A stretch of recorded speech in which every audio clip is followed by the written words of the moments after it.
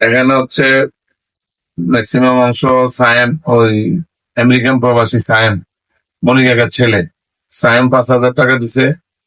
তারপরে আরেকজন মালয়েশিয়ান প্রবাসী, উনি ওনার নাম প্রকাশ করে নাই, হাফেজ ভাইয়ের ছেলের কাছে দিছে। ওর কাছে আরো একজন এরকম 1,000 দিছে, টোটাল 2,800 টাকা দুজনে মিলে দিছে। আর আমার কাছে আমার চাচতো ভাই, ও ফ্রান্সে থাকে, ও 2,000 টাকা দিছে। জহিদ সৌদি আরব থাকে, ও 500 টাকা দিছে।